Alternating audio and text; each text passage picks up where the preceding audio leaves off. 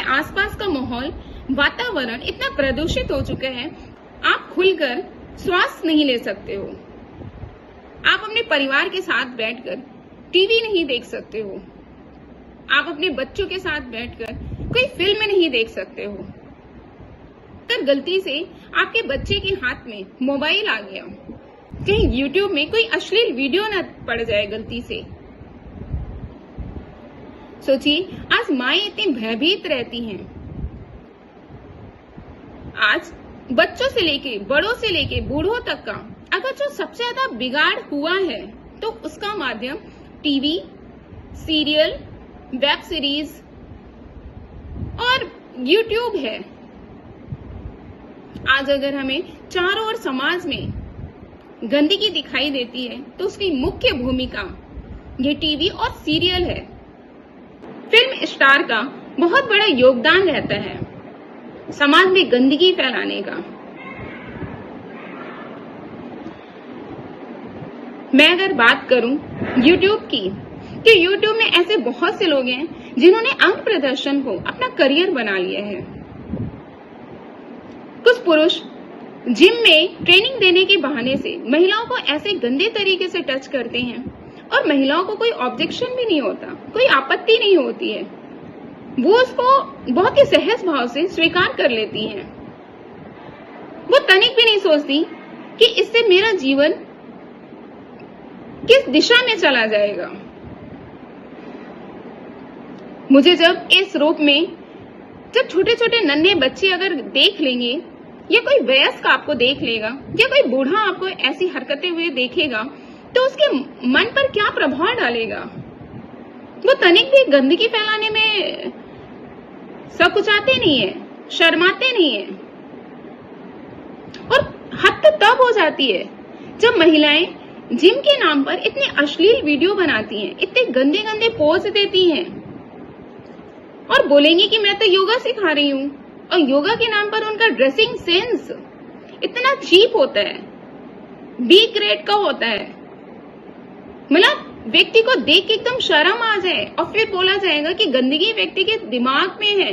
गंदगी व्यक्ति के दिमाग में नहीं, गंदगी वहां पे है जो आप दिखा रहे हो हमें, वहां पर गंदगी है। अगर हम अच्छी चीज देखेंगे तो गंदगी दिमाग में कहां से आएगी। आज पता नहीं महिलाओं को क्या हो गया है कि आज उन्होंने मर्यादा की सारी सीमाएं तोड़ दी हैं, सारी सीमाएं लांघ गई हैं। किसी भी तरह के कपड़े पहनने में बिल्कुल भी संकोच नहीं करती हैं और वो उसको नाम देती आजादी का, स्वतंत्रता का, जबकि इसको स्वतंत्रता नहीं कहते, इसको स्वच्छंदता कहते हैं। स्वच्छंदता वो होती है जहां पर अपनी मनमानी कर सके, जहां पर हम मर्यादाओं को तोड़ सके, जहां पर हम बड़े छोटों का लिहाज न कर सके, उसको स्वच्छंदता कहते हैं। और महिलाओं को आज स्वतंत्रता के नाम पर स्वच्छंदता चाहिए, उनको बोलने की आजादी चाहिए, उनको घूमने की आजादी चाहिए। सोचो ये महिलाएं धन कमाने के लिए, अपना फॉलोवर्स बढ़ाने के लिए, व्यूवर्स बढ़ाने के लिए किसी भी हद तक चली जाती हैं, कैसे कैसे अश्लील वीडियो बनाती हैं। अगर गलती से हमारे बच्चों के हाथ में ये वीडियो पड़ जाए तो हमें लगता है कि हमारे और आपके बच्चों का जीवन ही नारकीय हो जाए, भविष्य संकट में आ जाए, मन प्रदूषित हो जाए, मन विचलित व्याकुल हो जाए। जिस उम्र में बच्चों को पढ़ना लिखना चाहिए और पढ़ाई उनका लक्ष्य होना चाहिए, उस समय ये बच्चे ये वीडियोस देखकर भटक जाते हैं। आज अगर हमारी नवयुवा पीढ़ी का भटकने का अगर कोई मार्ग है तो सबसे ज्यादा उनको मार्ग दिखाने वाले ये फिल्म स्टार हैं, ये सीरियल वाले हैं और ये वो महिलाएं हैं जो जिम के नाम पर, जो YouTube में वीडियोस के नाम पर गंदगी फैलाते हैं, सिर्फ गंदगी। और अफसोस न हमारे राजा के पास कोई ऐसी नीति है कि जो इनको कठोर से कठोर दंड दे सके, न हमारी प्रजा इतनी बुद्धिमान है कि वे ऐसे लोगों का विरोध कर सके। अगर हम मनुस्मृति की बात करें तो मनुस्मृति में ऐसे बहुत कठोर नियम हैं कि अगर ऐसे पुरुष और महिलाएं समाज में अश्लीलता फैलाते हैं, गंदगी फैलाते हैं, तो उनको कड़ा से कड़ा दंड देने का विधान है। और अगर मनुस्मृति के अनुसार ये सारे नियम लागू होते हैं तो मुझे लगता है कि एक रात में ही ये जनता भी सुधर जाए और यहाँ के जो दुष्ट प्रवृत्ति के लोग हैं उनमें भी बहुत अधिक सुधार आ जाए, क्योंकि बिना दंड के कोई व्यक्ति नहीं सुधरता है। और जिस तरीके से गंदगी फैलाई जा रही है, अश्लीलता फैलाई जा रही है, वो आने वाले नवयुवाओं के लिए संकट का कारण है। आज हमारी नवयुवा पीढ़ी जितनी तेजी से भटक रही है, हम क्या देखते हैं, छोटे छोटे बच्चों के बॉयफ्रेंड होते हैं, गर्लफ्रेंड होते हैं। आज हर दूसरी तीसरी महिला का एक्स्ट्रा मैरिटल अफेयर होता है, पुरुष का एक्स्ट्रा मैरिटल अफेयर होता है। बूढ़ों को भी अपनी पहली पत्नी से जब वो बोर हो जाते हैं तो वो दूसरी पत्नी लाकर बैठ जाते हैं। वो बहुत आसानी से कह देते हैं कि मैं अपनी पहली पत्नी से बोर हो चुका हूं। बताइए, ये जीवन की कोई मर्यादा है जहां पर आप ऐसे ऐसे कर्म करते हो? क्या जीवन में यही कार्य बचा है क्या, सिर्फ कि बुढ़ापे में दूसरी पत्नी लेकर आना? क्या जीवन का यही लक्ष्य है क्या कि एक शादी हो जाने के बाद दूसरी स्त्री के वश में आ जाना, या पर पुरुष के वश में आ जाना, या एक्स्ट्रा मैरिटल अफेयर रखना? क्या ये उम्र है बच्चों की कि छोटी छोटी उम्र में बच्चे गर्लफ्रेंड बॉयफ्रेंड रखते हैं, जबकि इस उम्र में बच्चों को पढ़ने की उम्र होती है, शिक्षा लेने की उम्र होती है, ज्ञान की उम्र होती है कि वो अपना ज्ञान का लेवल बढ़ा सके।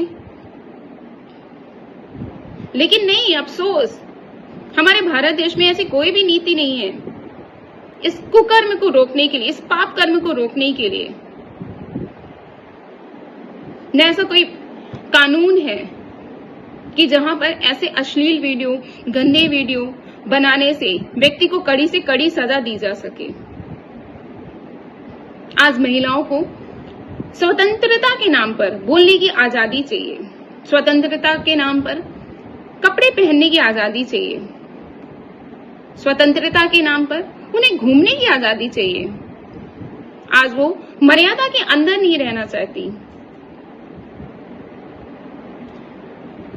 आज उनको हर तरीके से स्वतंत्रता चाहिए, और इसको स्वतंत्रता नहीं, इसको स्वच्छंदता कहते हैं।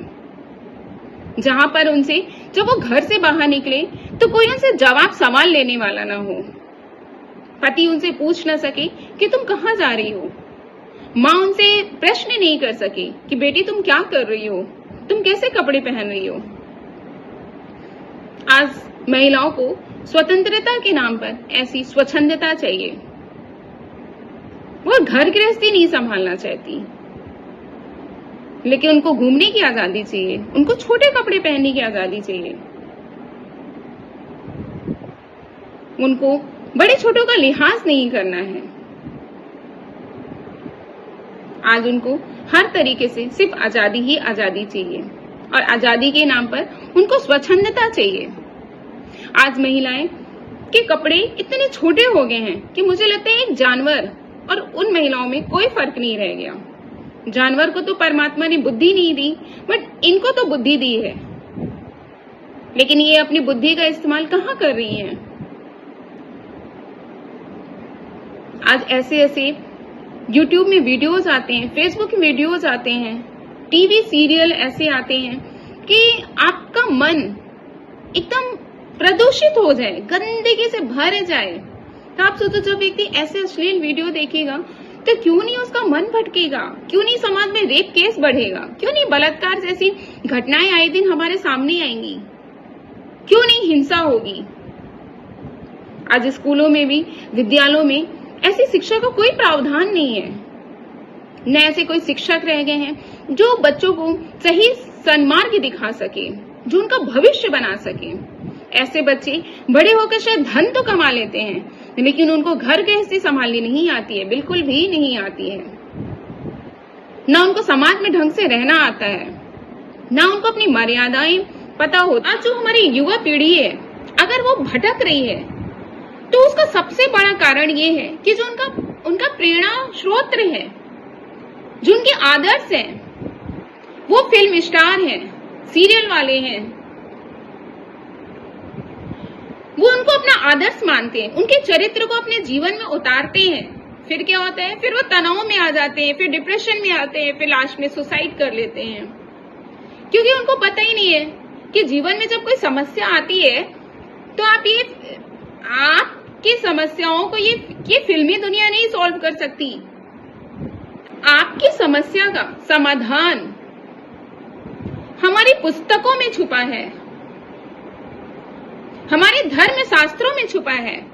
लेकिन अफसोस, हम अपनी समस्याओं का समाधान हम टीवी में ढूंढते हैं, सीरियल में ढूंढते हैं, वेब सीरीज में ढूंढते हैं। इन फिल्म स्टारों के जीवन को अपने जीवन में उतारते हैं, फिर लास्ट में तनाव आता है, फिर लोग डिप्रेशन में जाते हैं, फिर सुसाइड कर लेते हैं, फिर उल्टी सीधी हरकतें करते हैं, फिर कहते हैं कि फिर छोटी सी कोई समस्या आती है तो जीवन में हार जाते हैं, फिर व्याकुल हो जाते हैं, परेशान हो जाते हैं।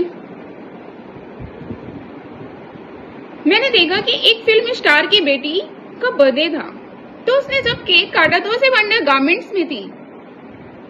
सोचो, जब उसको युवा पीढ़ी देखेगी तो क्या प्रेरणा लेगी कि कपड़े उतारना फैशन में आता है, कम कपड़े पहनना ट्रेंड है, छोटे कपड़े पहनने से व्यक्ति में निखार आता है, व्यक्ति का व्यक्तित्व बढ़ता है, व्यक्ति और अधिक सुंदर दिखता है। और ऐसे लोगों की जब संतानें होती है ना, तो मुझे लगता है कि वो फिर अपने माता पिता की कभी नहीं सुनते होंगे। ऐसी संतानें सिर्फ बिगड़ी ही होती हैं।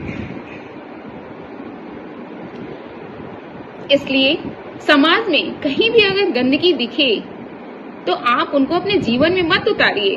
आप उनको रोक नहीं सकते, तो कम से कम आप उसको अपने जीवन में तो मत लाइए। आप ऐसे लोगों को अपना आदर्श तो मत बनाइए जो आपको और समस्याओं में उलझा के रख दे, जो आपके जीवन की चिंताओं को बढ़ा दे, जो आपके जीवन में सिर्फ तनाव ही पैदा करे। क्योंकि ऐसे चरित्रहीन लोगों को अगर आप जीवन में अपना आदर्श बनाएंगे, उनके बनाए हुए पद चिन्हों में चलेंगे, तो आपका जीवन ही सिर्फ नर्क बनेगा। आपको ही दुख भोगना पड़ेगा, आपकी संतानें ही दुष्ट निकलेंगी, आपकी संतानें आपकी फिर नहीं सुनने वाली हैं। इसलिए जब भी कोई ऐसी गंदगी दिखे तो आप अपने बच्चों को वहीं पर रोक दीजिए, आप अपने हस्बैंड को वहीं पर रोकिए, आप उनको बताइए कि गलत है। ऐसा करने से व्यक्ति का सिर्फ विनाश होता है, व्यक्ति का सिर्फ पतन होता है, व्यक्ति का सिर्फ दुर्दशा होती है, क्योंकि परमात्मा न्यायकारी है। आप सोचो कि आप अपनी मनमानी कर लोगे तो ईश्वर के संसार में आप ऐसा करके कभी सुखी नहीं रह सकते हो, क्योंकि ईश्वर का कुछ नियम है, और अगर हम उसके नियम को तोड़ते हैं तो सदैव हम सिर्फ दुख से ही प्रताड़ित होंगे।